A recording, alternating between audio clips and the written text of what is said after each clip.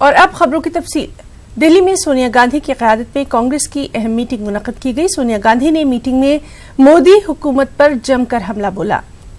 सोनिया गांधी ने कहा कि मुल्क की इक़्तिसादी हालत अच्छी नहीं है और जमहूरियत खतरे में है। साथ ही सोनिया गांधी ने हुकूमत पर इंतकामी सियासत करने का भी इल्जाम लगाया। मीटिंग में सोनिया गांधी ने पार्टी लीडरों से कहा कि सोशल मीडिया पर सरगर्म रहना ही काफी नहीं है, बल्कि आवाम के बीच जाना बेहद जरूरी है। Manmohan Singh briefed the gathering on the economic situation and said that the government is not appearing to pay too much attention to those issues, but unless these are addressed, we could be in for tough times. सरकार की उस तरफ कोई ध्यान नहीं है, वो अपनी राजनीति में बिजी है, किस तरह से वो इलेक्शन जीते और लोगों की क्या हालत है, उद्योग की क्या हालत है, प्रोडक्शन की क्या हालत है, एक्सपोर्ट की क्या हालत है, टेक्सटाइल की क्या हालत है, व्यापारियों की क्या हालत है, बेरोजगारी की क्या हालत है, इसकी तरफ कोई चिंता नहीं। और कांग्रेस की मीटिंग में किन अहम मामलों पर गौर खौस किया गया, इस सिलसिले में हमारी नुमाइंदा रचना ने कांग्रेस लीडर राजीव सत्तू से खास बातचीत की। हाल में चल रही बैठक खत्म हो चुकी है। पूरे मसले पर हमारे साथ बात करने के लिए मौजूद हैं गुजरात के वरिष्ठ नेता राजीव सातव जी।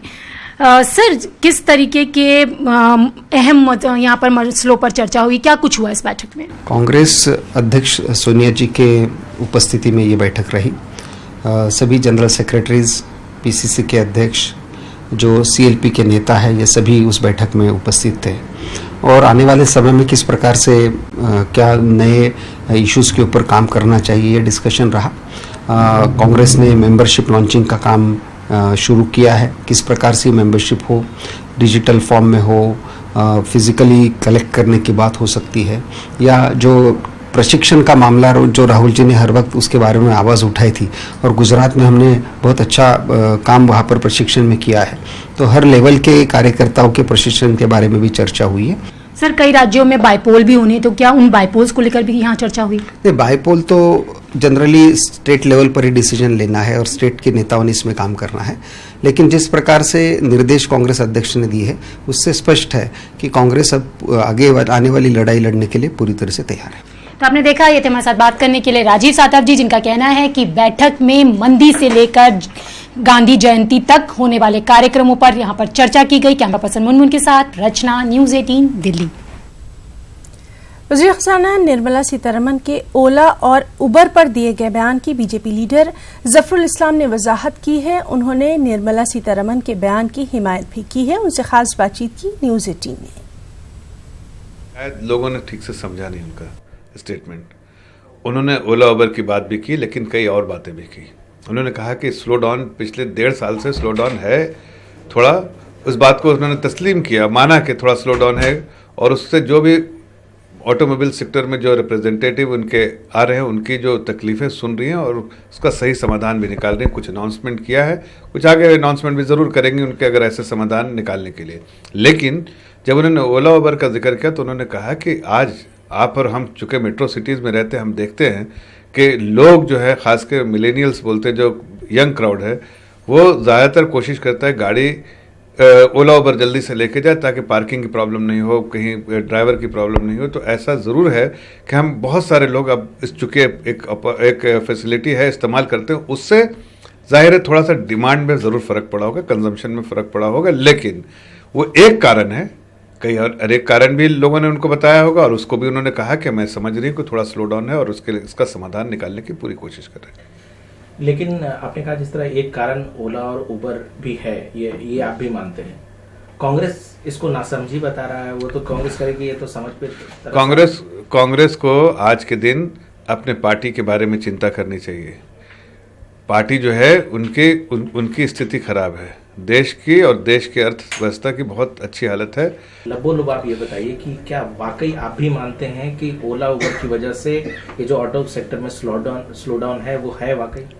देखिए, आप एक पर्टिकुलर कारण को नहीं ले सकते हैं। जब किसी नहीं, वो भी एक कारण है। वो एक कारण है, वो कारण एक कारण है कि मेट्रो सिटीज़ में जो है डिमांड में उस इम्पैक्ट हुआ है, वो कारण है। आप और उस कारण को आप भी और हम भी समझते हैं, इसलिए कि आप भी ओला उबर इस्तेमाल करते होंगे, मैं भी करता हूँ।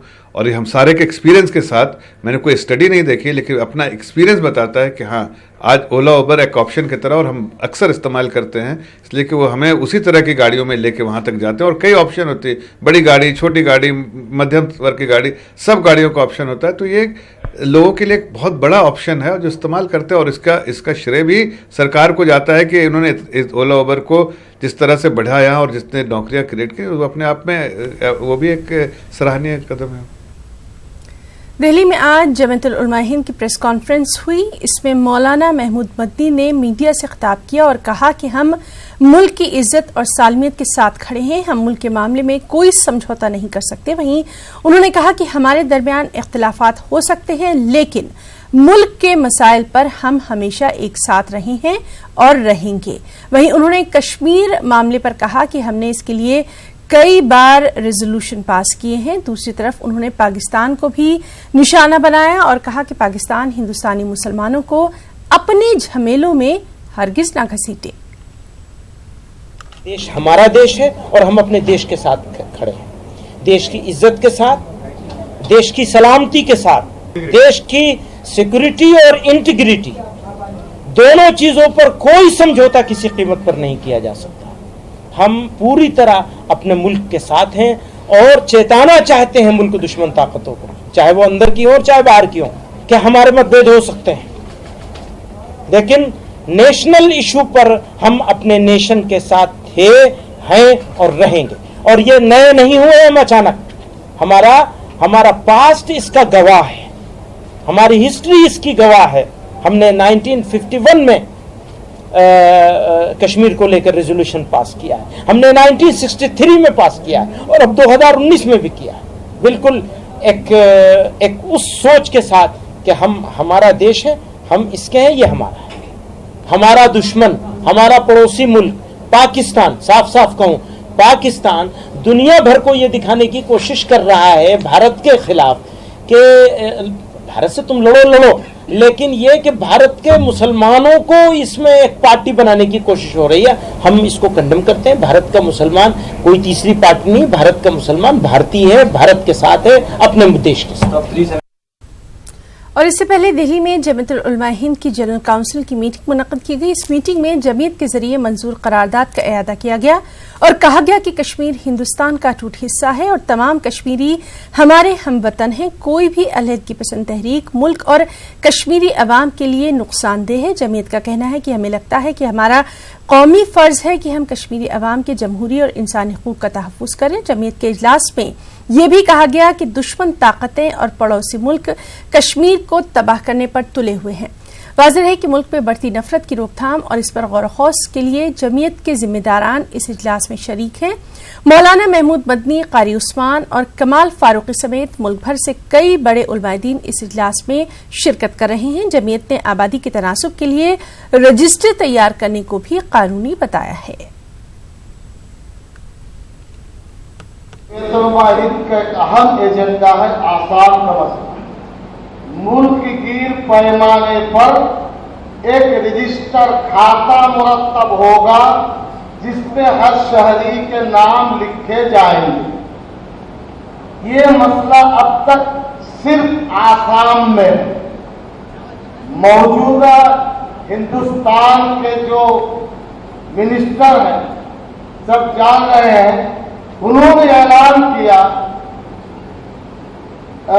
मगरबी बंगाल, दिल्ली का 4 सूबा का ऐलान किया। आसाम के बाद इस 4 सूबे का नंबर, फिर हिंदुस्तान में धीरे धीरे आपके सामने बातचीत आई।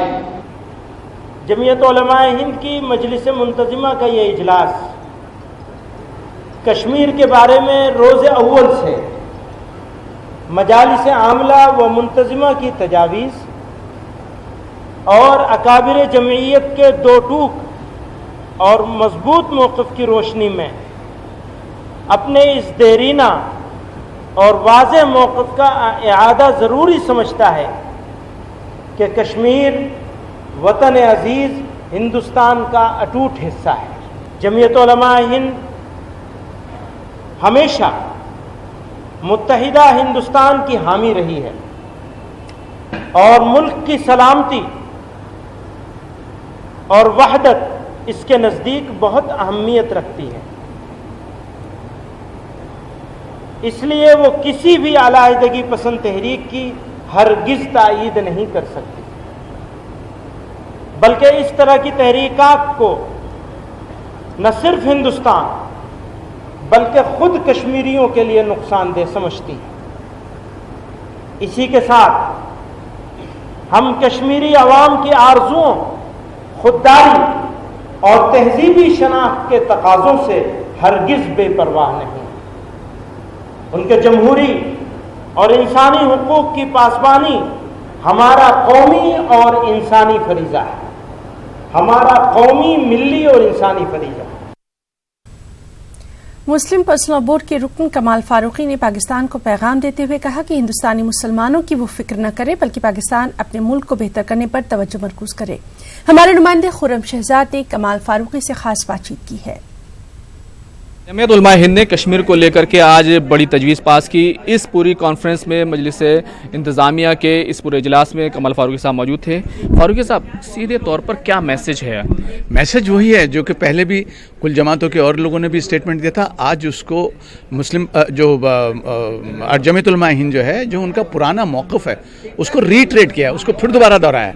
ऐसा नहीं है कि आज ज़रूरत महसूस हुई है, जैसे जनरल सेक्रेटरी साहब ने फरमाया 1951 से जमीयत उलमा का बिल्कुल यही वो है, इरादा है, यही उसका स्टैंड है कि कश्मीर जो है वो हिंदुस्तान का इंटीग्रल पार्ट है, उसके ऊपर किसी किस्म का कोई कंप्रोमाइज़ नहीं हो सकता। मुसलमानों की इतनी बड़ी तंजीम, सारे लोग शामिल, फिर इस तरह की सफाई देने की क्या ज़रूरत? ये सफाई नहीं है, कभी कभी ये ज़रूरी होता है कि आदमी उसको रीट्रेट करे ताकि बाकी मुल्क के लोग और जो हमारे ताल्लुक़ से एक गलत फहमियाँ फैलाते हैं सोशल मीडिया पे, जहाँ तरह तरह की मुसलमानों के ताल्लुक़ से जो इल्ज़ामात लगाते हैं, उनके लिए बहुत ज़रूरी है, मुल्क वालों को जानना बहुत ज़रूरी है कि कश्मीर के ताल्लुक़ से मुसलमानों का stand right from the day one वही है जो आज रीट्रेट किया गया है।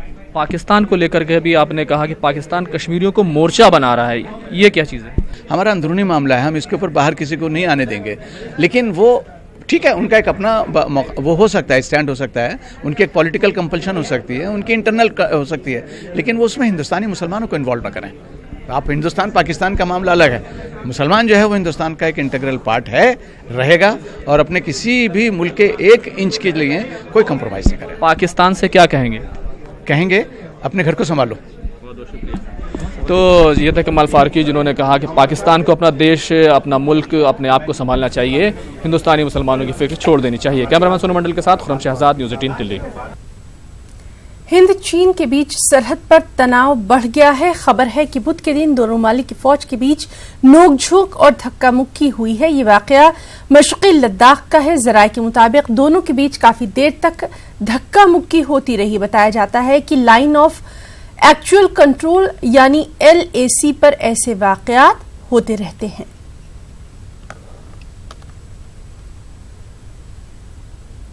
लाइन ऑफ एक्चुअल कंट्रोल यानी LAC के मसले पर कल भारतीय सेना के जवान और चीनी सेना के बीच में काफ़ी देर तक धक्का मुक्की होती रही। दरअसल ये मामला बुधवार को उस वक्त में हुआ जब भारतीय सेना के जवान बाकायदा लद्दाख के पोरोंग झील इलाके में उस वक्त में पेट्रोलिंग कर रही थी। तकरीबन 134 किलोमीटर ये लंबा इलाका है और उस वक्त में जब पेट्रोलिंग कर रही थी, इसी बीच में सेना के जवानों के साथ में बाकायदा चीनी सेना बाकायदा आकर वहाँ पर धक्का मुक्की करने लगी और उस वक्त में काफ़ी देर तक ये धक्का मुक्की चलती रही। हालांकि इस मामले की जानकारी मिलने के बाद भारतीय सेना के ब्रिगेडियर स्तर के अधिकारी वहाँ पहुँचे। उसके बाद इन तमाम मामलों पर चीनी सेना के जो अधिकारी हैं बाकायदा उनके साथ कल देर शाम तक इस मामले पर चर्चा होती रही। अगर इस इलाके की बात करें तो 134 किलोमीटर तक जो इलाका है, जो भारतीय सेना का इलाका है, बाकायदा उस एरिया में ये पेट्रोलिंग करते वक्त में ये पहले भी इस तरह की वारदात को अंजाम देखा गया और लिहाजा इस मामले पर पिछले काफ़ी समय से चीन के साथ बातचीत चल रही है। लेकिन इस मामले में कल जिस तरह से बाकायदा चीनी सेना के द्वारा वहाँ पर हंगामा किया गया और भारतीय सेना के साथ में जिस तरह से धक्का मुक्की की गई, इन तमाम मसलों पर आने वाले वक्त में भारत और चीन के बीच में आपस में ही बातचीत हो सकती है। वीडियो जर्नलिस्ट मनमोहन सिंह के साथ शंकर आनंद, न्यूज़ 18 दिल्ली। गाजियाबाद के साहिबाबाद पासपोर्ट ऑफिस में पासपोर्ट ऑफिसर की बदसलूकी का एक मामला सामने आया।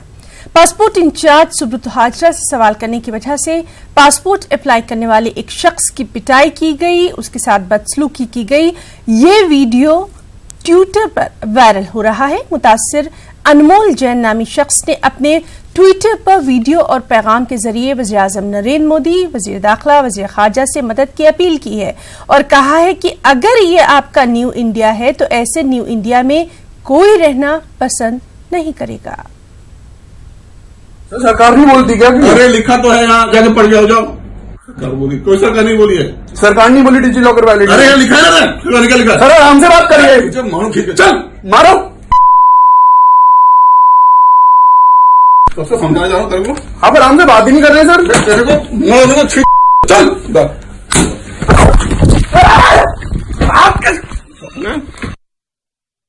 और सबसे पहले बात करेंगे बारिश के कहर की। जी हां, एमपी में बारिश और सैलाब से लोगों का हाल बुरा है। बारिश से सबसे ज्यादा मुतासिर किसान नजर आ रहे हैं। उधर महकमा मौसमियात का कहना है कि 3 से 4 दिनों तक मजीद बारिश होने के इम्कान है। एक रिपोर्ट। मध्य प्रदेश में सैलाब का कहर। सैलाब की वजह से रोजमर्रा की जिंदगी मुतासिर। अब तक 120 लोगों की मौत।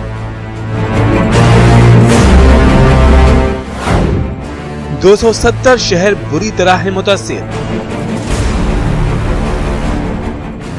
3000 से ज्यादा मकानों को पहुंचा नुकसान।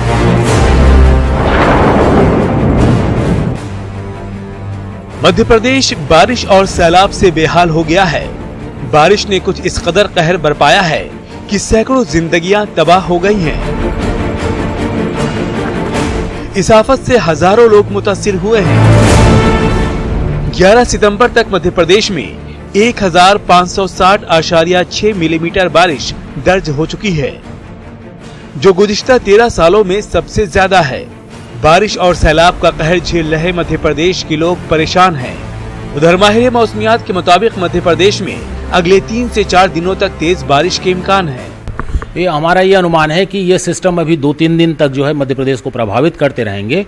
साथ ही साथ और जो है बंगाल की खाड़ी के आसपास जो है दूसरा सिस्टम अभी बनने की स्थिति में है, और तो अभी हमारा अनुमान है कि ये महीना जो है वर्षा का रहेगा। बारिश का सबसे ज्यादा असर किसानों पर हुआ है। धान को छोड़कर सोयाबीन और मूंग जैसी फसलें बर्बाद हो गई हैं। सरकार बारिश से हुए नुकसान का सर्वे भी करा रही है। वजीर गोविंद सिंह ने भी कहा है कि बारिश से बड़े पैमाने पर फसल को नुकसान हुआ है और वजीराला से गुफ्तगू के बाद सैलाब मुतासिरा लोगों की हर मुमकिन मदद की जाएगी। अभी मैंने कहा है कि पूरे प्रदेश में जहाँ जहाँ इसका सर्वे करा लिया जाए और जहाँ जहाँ जो आवश्यकता है उस आवश्यकता की पूर्ति की जाएगी। और हमारा राजस्व का आपदा कंट्रोल रूम 24 घंटे खुला हुआ है, कलेक्टरों के लगातार संपर्क में है। बारिश का सबसे ज्यादा असर सीहोर, विदिशा, बड़वानी, हरदा और रायसेन जिले में हुआ है। रियासत की ज्यादातर नदियां उफान पर हैं। अब देखना होगा कि कब तक बारिश और सैलाब से लोगों को राहत मिल पाती है। Bureau report, news 18 Urdu. Cyber crime के बढ़ते वाकयात को रोकने के लिए भोपाल में एक प्लान तैयार किया जा रहा है। इस प्लान को तैयार करने में 24 रियासतों के पुलिस ऑफिसर्स शामिल हैं। खास रिपोर्ट।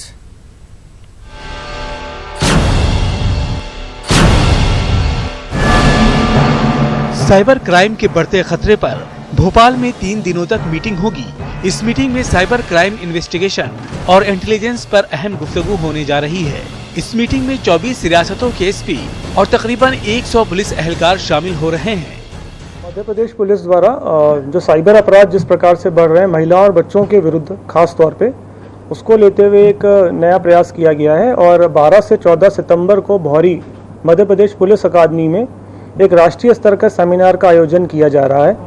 इस सेमिनार में लगभग 24 राज्यों के 100 से ज़्यादा पुलिस अधिकारी इसमें भाग लेंगे, सब इंस्पेक्टर से एसपी रैंक के।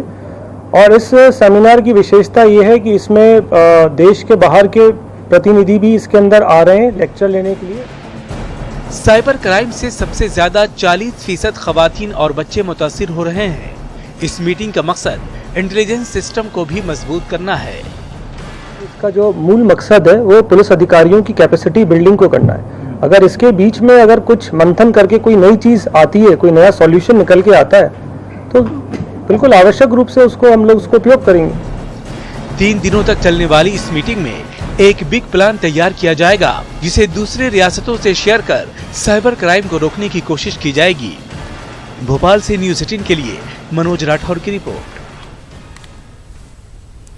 मध्य प्रदेश की कमलनाथ हुकूमत से मुसलमान सख्त नाराज हैं। मुस्लिम तबके में नाराजगी इतनी ज्यादा है कि भोपाल से कांग्रेस के मुस्लिम एमएलए आरिफ मसूद ने यहां तक कह दिया है कि एमपी में कांग्रेस की हुकूमत जरूर है, लेकिन मुस्लिम मसाइल को लेकर एजेंडा बीजेपी का ही चल रहा है। क्या कुछ खास उन्होंने कहा है, हम आपको दिखाते हैं इस रिपोर्ट में।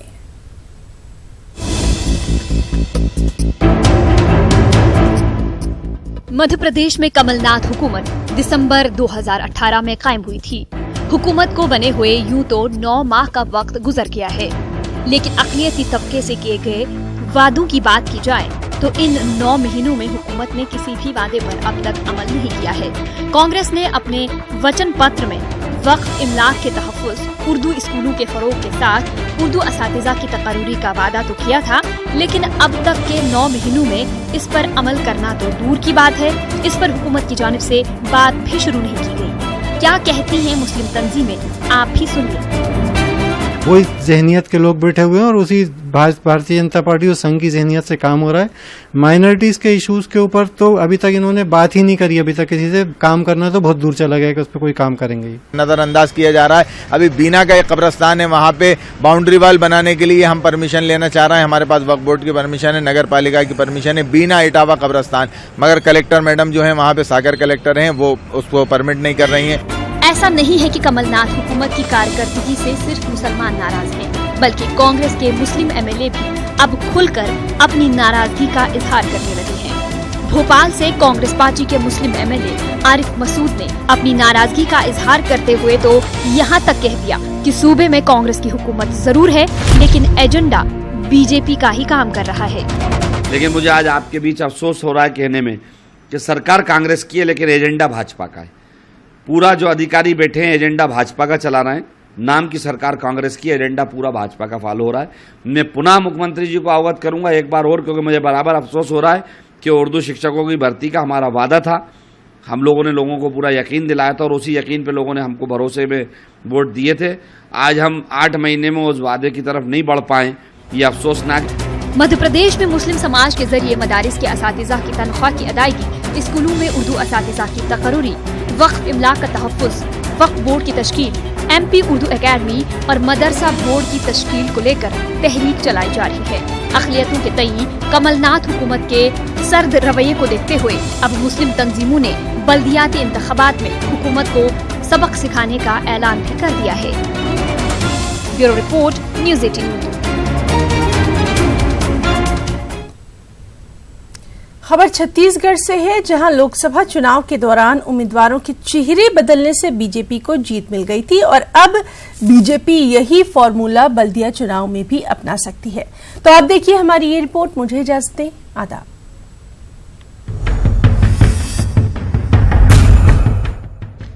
छत्तीसगढ़ के बॉडी इलेक्शन में काउंसलर से लेकर मेयर के ओहदे के लिए तमाम उम्मीदवारों के चेहरे बदले जा सकते हैं।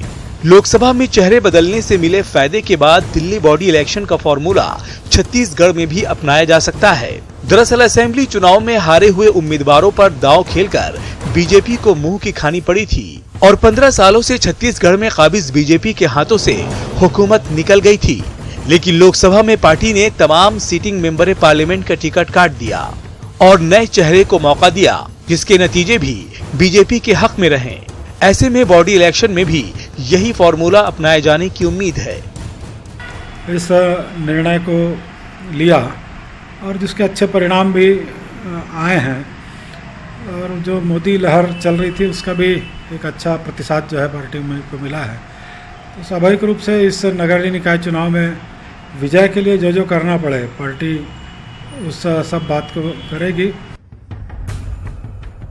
बीजेपी मान रही है कि एंटी इनकम्बेंसी के लिए पुराने चेहरे ही जिम्मेदार हैं और इसलिए पार्टी ने अपने लेवल पर सर्वे भी कराया है और जहां-जहां सर्वे में मौजूदा काउंसलर और मेयर के खिलाफ रिपोर्ट आई है वहां चेहरे बदलने पर बीजेपी का जोर होगा। वहीं कांग्रेस इसे शेख चिल्ली के सपने बता रही है। नगरीय निकाय चुनावों की मतदाता सूची बनना आरंभ हुआ है।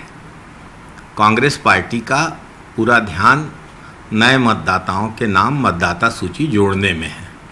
अभी से जो भारतीय जनता पार्टी द्वारा उम्मीदवारों के बारे में बात की जा रही है, ये तो शेख चिल्ली के सपने की तरह की बात है।